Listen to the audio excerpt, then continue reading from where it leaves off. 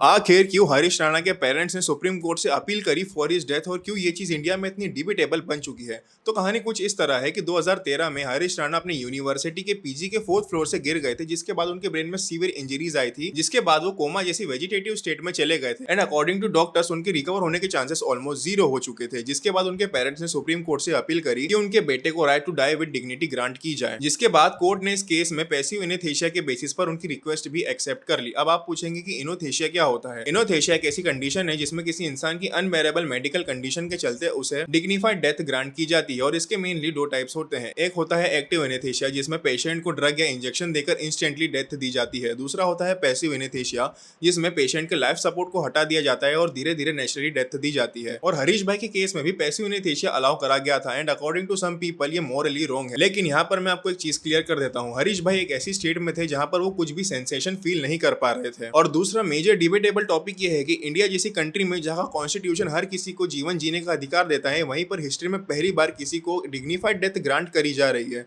आपका क्या कहना है इस बारे में? Tell me in the comment.